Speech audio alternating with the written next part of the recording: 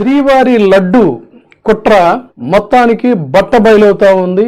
ఎవరు ఇందులో ఏం చేశారనే దానికి కూడా ఇప్పటికే చాలా ఆధారాలు బయటకు వచ్చాయి. ఈ సంగతి ఇలా ఉంటే సుప్రీంకోర్టు భారత అత్యున్నత న్యాయస్థానం ద్విసభ్య ధర్మాసనం సోమవారం నాడు ఈ కేసుని విచారించబోవటం అనేది చాలా ఉత్కంఠ రేపుతున్నటువంటి అంశంగా దీన్ని చెప్పుకోవాలి.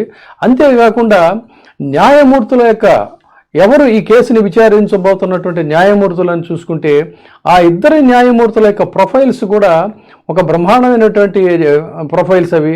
అటువంటి న్యాయమూర్తులు ఈ కేసుని విచారిస్తున్నారు. అందుకని ఇప్పటికే కొంతమంది గుండెల్లో దడ అనేటువంటిది రైళ్లు పరిగెడుతున్నాయని కూడా చెప్పాలి ఒక రకంగా చెప్తే.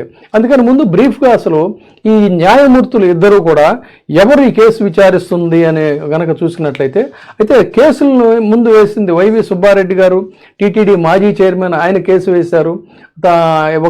ఒక స్వతంత్ర దర్యాప్తు సంస్థతో ఈ కేసుని విచారించాలనేటువంటిది ఆయన డిమాండు. అంటే రిటైర్డ్ సుప్రీంకోర్టు జడ్జితో కానీ, సిట్టింగ్ జడ్జితో కానీ, ఇంకేదైనా స్వతంత్ర కమిటీతో కానీ అనేది ఆయన డిమాండ్. అయితే అదే క్రమంలో సుప్రసిద్ధ సంచలనాత్మకమైనటువంటి న్యాయవాది, బీజేపీ మాజీ రాజ్యసభ సభ్యులు అయినటువంటి సుబ్రహ్మణ్య స్వామి గారు ఆయన కూడా పిల్ వేశారు. అయితే ధర్మాసనం ఈ వీరిద్దరి కేసుల్ని కలిపి ఏకకాలంలో వింటామని చెప్పింది. ఎవరి న్యాయమూర్తులని చూసుకున్నట్లయితే ఒకరు కల్పాతి వెంకటరామన్ విశ్వనాథన్. ఈయన ఒక కోయంబత్తూరు లా కాలేజీ నుంచి ఈయన పట్టభద్రులయ్యారు. అదేవిధంగా ఈయన ప్రాక్టీస్ ప్రారంభంలో కనుక చూసుకున్నట్లయితే ఈయన 1988 నుంచి 95 వరకు కూడా సీనియర్ న్యాయవాదులైనటువంటి సిఎస్ వైద్యనాథన్, అదేవిధంగా వేణుగోపాల స్వామి ఆధ్వర్యంలో ఈయన పనిచేశారు. తర్వాత 2009లో సుప్రీంకోర్టు ద్వారా సీనియర్ న్యాయవాదిగా నియమించబడ్డారు. ప్రాక్టీస్ ప్రారంభంలో కూడా ఈయన కొన్ని సంచలనాత్మకమైనటువంటి కేసులను వాదించారు. అన్నిటికంటే కూడా ప్రధానంగా వీరి గురించి చెప్పుకోవాలన్నట్లయితే గోప్యత హక్కు, అదేవిధంగా అంటే రైట్ టు ప్రైవసీ అనమాట, అదేవిధంగా ఆధార్ చట్టం చెల్లుబాటు, ఈ తర్వాత వివాహ విషయాల్లో సమానత్వం, ఇటువంటి ఒక సంచలనాత్మకమైనటువంటి కేసుల్లో ఆయన పిటిషనర్ తరఫున వాదించడం అనేటువంటిది ఇక్కడ గమనించదగినటువంటి అంశం. ఆయన 2023-19 భారత సుప్రీంకోర్టు న్యాయమూర్తిగా ఆయన నియమితులయ్యారు. తర్వాత ఆయన నియామకాల విషయాన్ని కూడా పరిగణలోకి తీసుకుంటే ఆయన నేరుగా సుప్రీంకోర్టులోకి నియమించబడిన బార్లో 10వ సభ్యుడి కింద ఆయన మనం చూడొచ్చు. అదేవిధంగా ఆగస్టు 12, 2030 నుంచి 25/2031 వరకు కూడా ఈయన భారతదేశ ప్రధాన న్యాయమూర్తిగా ఉండబోతున్నారు అనేటువంటిది ఇక్కడ గమనించదగిన విషయం. అంటే would be chief justice of India అటువంటి ఆయన ఈ కేసును వాదిస్తున్నారు అనేది ఇక్కడ గమనించాల్సిన అంశం. తర్వాత ఆయన భారతదేశ ప్రధాన న్యాయమూర్తి పదవికి కూడా చేపట్టడానికి బార్ నుంచి స్ట్రైట్గా ఎలివేట్ అయినటువంటి సభ్యుల్లో 4వ సభ్యుడిగా కూడా ఆయన ట్రాక్ రికార్డు ఉంది అనేటువంటిది ఇక్కడ గమనించదగినటువంటి విషయం. అంటే అటువంటి ఒక గ్రాండ్ ఇమేజ్ ఉన్నటువంటి న్యాయమూర్తి వారు. ఇక జస్టిస్ భూషణ్ రామకృష్ణ గవాయ్, ఈయన గురించి కనుక చూసుకున్నట్లయితే 1990 తర్వాత ముంబై హైకోర్టు నాగపూర్ బెంచ్లో ప్రధానంగా వీరు ప్రాక్టీస్ చేశారు. తర్వాత జనవరి 17, 2000 నాగపూర్ ప్రభుత్వ ప్లేడర్గా, పబ్లిక్ ప్రాసిక్యూటర్గా కూడా వీరు నియమితులయ్యారు.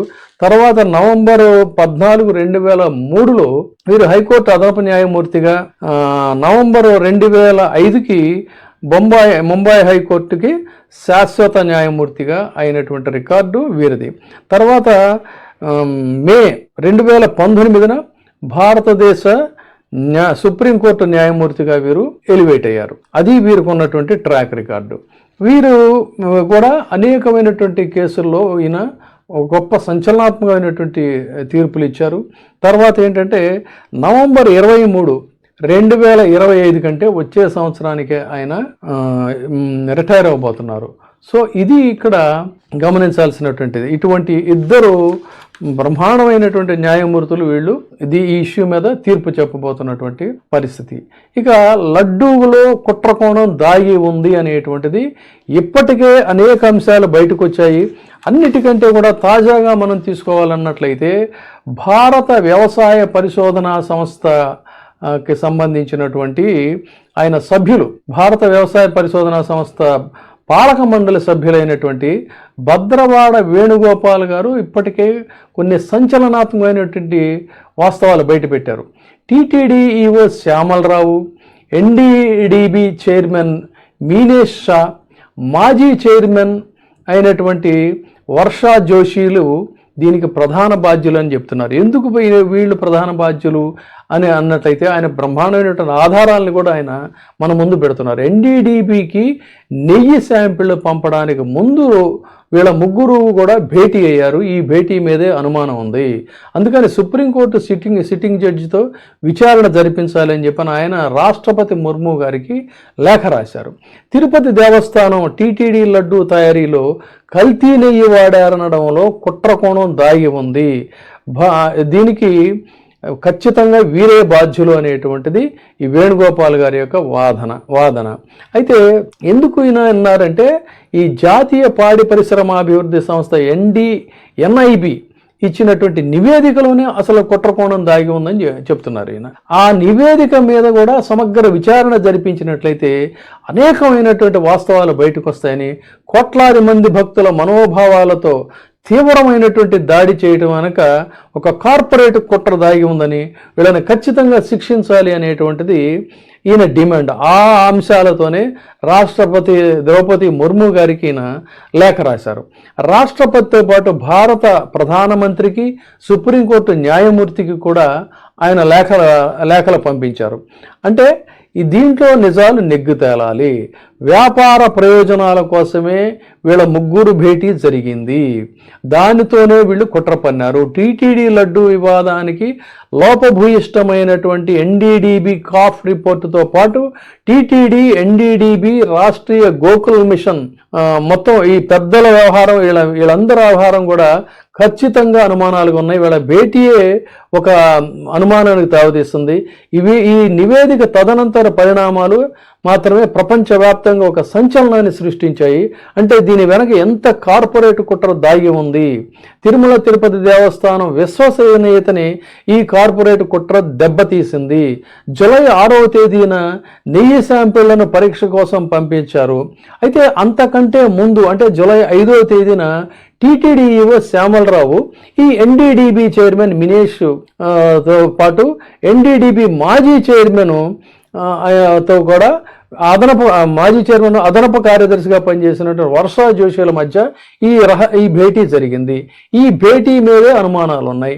ఈ భేటీ కారణంగానే నెయ్యి కల్తీ జరిగిందనేటువంటిది ఒక వార్త వచ్చింది.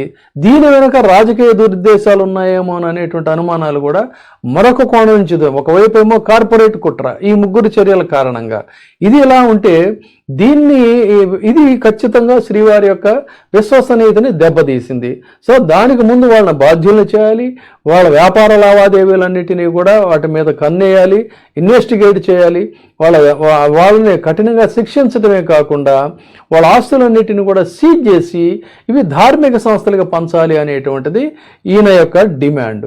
ఇది ఇలా ఉంటే ఈ వ్యవహారాలన్నీ కూడా దీని మీద సరైన విచారణ జరిపించకుండా, ఏమాత్రం జవాబుదారీతనం అనేటువంటిది లేకుండా ఈ రాజకీయ నాయకులు ఏం చేశారంటే తమ రాజకీయ ప్రయోజనాల కోసం ఈ అంశాన్ని వాడుకోవడానికి ఒక ప్రకటన చేసి పెద్ద దుమారాన్ని లేపారు. సాక్షాత్తు బాధ్యతాయుతమైనటువంటి పదవిలో ఉన్నటువంటి ముఖ్యమంత్రి గారే ఇలాంటి ప్రకటనలు చేయటం, అది కూడా సరైన వేదిక నుంచి కాదు, రాజకీయ వేదిక నుంచి సందర్భానుసారంగా కూడా కాదు, ఆయన ఇటువంటి ప్రకటన చేయటం అనేటువంటిది చాలా దుర్మార్గం. కాబట్టి దీని మీద డెఫినెట్గా ఒక విచారణ చేయాల్సిందే అనేటువంటిది ఈయన యొక్క డిమాండ్. కాబట్టి రేపు భారత అత్యున్నత న్యాయస్థానం చేసేటువంటి విచారణ, ఆ విచారణకు ముందు ఈయన లేవనెత్తినటువంటి అంశాలు, దానికి సంబంధించినటువంటి కొన్ని బలమైనటువంటి ఆధారాలు ఇవన్నీ కూడా ఉన్నాయి. కాబట్టి ఈ కుట్ర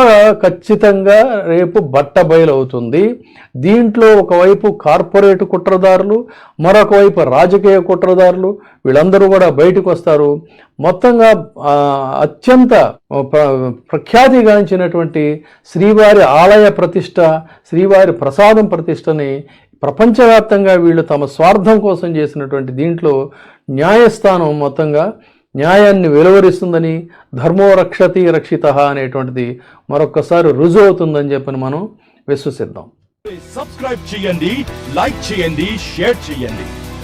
VTV ప్రైమ్, మీ ఉత్తమాభిరుచుల సమ్మేళనం.